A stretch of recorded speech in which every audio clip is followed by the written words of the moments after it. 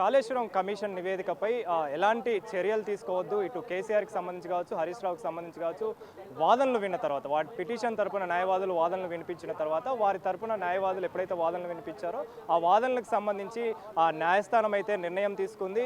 October 7వ తారీఖు వరకు కూడా వీరికి సంబంధించిన ఆ తీర్పునికి సంబంధించి కావచ్చు, విచారణకు సంబంధించి కావచ్చు ఎలాంటి చర్యలు తీసుకోవద్దు అని చెప్పేసి కూడా నిర్ణయం తీసుకుంది. నిర్ణయంలో భాగంగానే దీనికి సంబంధించి హరీష్ రావుకి అదేవిధంగా కేసీఆర్కి కాస్త ఊరట లభించిందని చెప్పాలి. ముఖ్యంగా ఈ కాళేశ్వరం కమిషన్ నివేదికకు సంబంధించి కూడా దీనికి సంబంధించి ఇప్పటికే వాదనలు విన్న ఆ న్యాయస్థానం దీనిపైన నిర్ణయం అయితే తీసుకుందని చెప్పాలి. వచ్చే నెల అంటే అక్టోబర్ 7వ తారీఖు వరకు కూడా వారిపైన ఎలాంటి చర్యలు తీసుకోవద్దు కాళేశ్వరం కమిషన్ వ్యవహారంలో భాగంగా అని చెప్పేసి కూడా చెప్పడం జరిగింది. దీనికి సంబంధించి మనతో పాటు మాట్లాడడానికి అరుణ్ కుమార్ గారు ఉన్నారు, అడ్వకేట్. వారితో కూడా మాట్లాడదాము. సార్ చెప్పండి, ముఖ్యంగా చూసుకుంటే న్యాయస్థానం ఒక నిర్ణయం తీసుకుని ఒక తీర్పునైతే ఇవ్వడం జరిగింది. వచ్చే నెల 7వ తారీఖు వరకు కూడా ఈ కాళేశ్వరం వ్యవహారంలో హరీష్ రావుకి సంబంధించి కావచ్చు, కేసీఆర్ తరపునకు సంబంధించి కావచ్చు వాదనలు విన్నారు. వాదనలు విన్న తర్వాత ఎలాంటి చర్యలు తీసుకోవద్దని కూడా చెప్పారు. ఇందులో భాగంగానే ఏం మాట్లాడతారు సార్? ఇది ఒక అనానిమస్ కంప్లైంట్ కాదు. ఒక కంప్లైంట్ మీద ఆధారంగా కోర్టులు డైరెక్ట్ చేయలేదు, ఒక ఎఫ్ఐఆర్ నమోదు చేయమని చెప్పిన సందర్భం కాదు. ప్రభుత్వం ఒక నిర్ణయంతో విచారణ చేయమని సిబిఐని కోరలేదు. ఇక్కడ ఒక కమిషన్ రిపోర్ట్, ఇది ఒక కమిషన్ పూర్తి స్థాయిలో 2 సంవత్సరాలు, దాదాపు 2 సంవత్సరాలు అంటే 20 నెలల పైగా ఎక్సర్సైజ్ చేసి విట్నెస్లను ఎగ్జామిన్ చేసి ఆ డాక్యుమెంట్స్ అన్ని పర్సూ చేసిన తర్వాత సమన్లు కూడా ఇవ్వడం జరిగింది. హరీష్ రావు గారు సమన్లు ఎదుర్కొన్నారు, పిలుపు ఎదుర్కొన్నారు, వెళ్ళిండ్రు.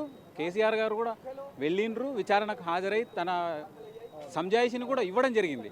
వీళ్ళు ఏమంటున్నారు అంటే 8B కింద మాకు నోటీసులు ఇవ్వలేదు, మాకు క్రాస్ ఎగ్జామినేషన్ చేసి మమ్మల్ని కోర్టు కమిషన్ ముందు పూర్తి స్థాయిలో మా అభిప్రాయాలను చెప్పుకునే స్వేచ్ఛను మాకు ఇవ్వలేదు, కాబట్టి దాన్ని కొట్టివేయాలని రావడం జరిగింది. దట్టు వాళ్ళు ఫైల్ చేసింది ప్రయర్ టు అసెంబ్లీ తీర్మానం కంటే ముందు, కాబట్టి కోర్టు అమాత్రమైన ఎంటర్టైన్ చేసి ఉండొచ్చు, లేదంటే ఇన్ఫ్రాక్షన్స్ అయ్యేది. వాస్తవంగా ఇక్కడ అరెస్ట్ మాత్రమే ఆగింది అంతే తప్ప ఓ comprehensive report followed by resolution, assembly resolution కూడా ఇక్కడ ఉంది. కాబట్టి ఇది నామమాత్రపు కేసు కాదు, కాబట్టి డెఫినెట్గా అంతకు మించి వేరే రిలీఫ్ కూడా వచ్చే అవకాశం లేదు, కాబట్టి అరెస్ట్కి మాత్రం స్టే వచ్చిందని ఊహించవచ్చు మనం. సార్ ముఖ్యంగా చూసుకుంటే కేవలం కాళేశ్వరం కమిషన్ పైననే ఎలాంటి చర్యలు తీసుకోవద్దు, ఆ రిపోర్టుకి సంబంధించి అరెస్టులు కావచ్చు లేదా ఇతర చర్యలు కావచ్చు, ఇవేవి కూడా వాళ్ళపైన తీసుకోవద్దు అని చెప్పేసి నిర్ణయం తీసుకుంది హైకోర్టు. కానీ ఇప్పుడు చూస్తే దీన్ని బేస్ చేసుకొని చూసుకుంటే కానీ సిబిఐ ఎంక్వైరీ అనేది ప్రభుత్వం వేసింది. కానీ దానికి సంబంధించి మీరేం మాట్లాడారు? సిబిఐ ఎంక్వైరీ అనేది నిర్ణయం తీసుకున్నది మంత్రివర్గం, అసెంబ్లీ, రాష్ట్ర అసెంబ్లీ 2 సభలు తీసుకున్న నిర్ణయం ఇది. మామూలు ఒక ఫిర్యాదు మీద చేసింది కాదు ఇది. 20 నెలల పాటు ఒక జస్టిస్ తన శ్రమను అందులో పెట్టి విట్నెస్లను ఎగ్జామిన్ చేసి డాక్యుమెంట్స్ను పర్స్యూ చేసి ఇక్కడ అక్రమం జరిగింది, ఇక్కడ వీళ్ళు అని పర్టికులర్గా ఎవరైతే తప్పు చేసినారో వాళ్ళ పేర్లను ఆధారంగా ఒక నివేదికను ప్రభుత్వానికి సమర్పించడం జరిగింది. తద్వారా ప్రభుత్వం ఒక నిర్ణయం తీసుకోవాలని దాన్ని అసెంబ్లీలో ప్రవేశపెట్టడం జరిగింది. అసెంబ్లీ తీర్మానం కూడా 2 ఉభయ సభలు తీర్మానం చేయడం జరిగింది. సిబిఐకి కేసును నివేదించాలి, ఎందుకంటే గౌరవంగా ఒక మాజీ ముఖ్యమంత్రి కాబట్టి ఈ మాత్రం వెళ్ళడం జరిగింది. కమిషన్ రిపోర్టు పైన చర్యలు తీసుకోవద్దని చెప్పింది అంటే సిబిఐ దర్యాప్తు క్లియరెన్స్కు అడ్డంకి ఏం లేనట్టే కదా. డెఫినెట్గా ఎఫ్ఐఆర్ అనేది మ్యాండేటరీ. ఒక అనామకుడు వెళ్ళి కంప్లైంట్ ఇచ్చినా కాడ ఎఫ్ఐఆర్ ఇష్యూ చేయడం అనేది మ్యాండేటరీ, కాబట్టి ఎఫ్ఐఆర్ ఇష్యూ చేయొద్దు అని ఎక్కడ చెప్పలేదు కోర్టు. చర్యలు తీసుకోవద్దు అన్నది. చర్యలు తీసుకోవద్దంటే ఆ ఎఫ్ఐఆర్ చేయమనే కదా. ఎఫ్ఐఆర్ చేసి వాళ్ళ ఇన్వెస్టిగేషన్ను పూర్తి చేసుకోవచ్చు. అంత లోపల ఏమైనా ఇంకా మనం ల్యాకునాస్ ఉంటే వాటిని ఫిలప్ చేసుకునే అవకాశం ఇన్వెస్టిగేషన్ ఏజెన్సీకి ఇచ్చినట్టు అయింది తప్ప సిబిఐ కమిషన్ రిపోర్ట్ను బేస్ చేసుకునే అవకాశం ఉందా లేదా? డెఫినెట్గా సిబిఐ కమిషన్ రిపోర్ట్ ఆధారంగానే వెళ్తుంది. కమిషన్ మామూలుగా చేసింది కాదు, ఒక అనానిమస్ ఒక స్ట్రేంజర్ చేసిన రిపోర్ట్ కాదు ఇది ఫైల్ చేసింది. ఒక రిటైర్డ్ జస్టిస్ చేసిన రిపోర్ట్ ఇది. పూర్తిగా అవకాశం కూడా ఇవ్వడం జరిగింది. కమిషన్ ముందు హరీష్ రావు అప్పటి నీటిపారుదల శాఖ మంత్రిగా, మాజీ ముఖ్యమంత్రి కేసీఆర్ గారు అప్పటి ముఖ్యమంత్రి హోదాలో చాలా స్పష్టంగా సమాధానం ఇచ్చారు. అంటే తాము ఆ రిపోర్టును మాత్రమే అసెంబ్లీలో ప్రస్తావించాను తప్ప ఎక్కడ యాక్షన్ తీసుకోలేదు, యాక్షన్ టేక్ అండ్ రిపోర్ట్ అనేది కోర్టు అసెంబ్లీలో పెట్టలేదు అనేటువంటి విషయాన్ని కూడా చెప్పారు.